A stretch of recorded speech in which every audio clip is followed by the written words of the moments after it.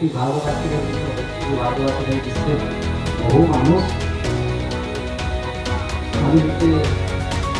মনে রাখার জন্য, স্বামীজির আদর্শকে মেনে চলার জন্য বিভিন্ন ধরনের মঠ মন্দির তৈরি হয়েছে, আপনারা সকলেই জানেন। তো আজ বর্তমান সময় এসেছে যে সময়ে স্বামীজির আদর্শকে আরো বেশি করে মানা, কারণ আমরা যদি মানুষের উন্নতি করতে চাই, মানুষকে যদি সৎ পথে রাখতে চাই, তাহলে স্বামীজির থেকে অন্য কেউ আর হতে পারে না, স্বামীজির জায়গা নিতে পারে না। কারণ মানুষের যে আচরণ ধারা কেমন হওয়া উচিত, মানুষের জীবনযাত্রা কেমন হওয়া উচিত, এবং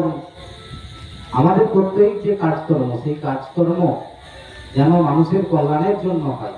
তো তার জন্য উনি যে সমস্ত নির্দেশ দিয়ে গেছেন, আজকের যুব সমাজ আমরা যত বেশি করে ওনাকে স্মরণ করব,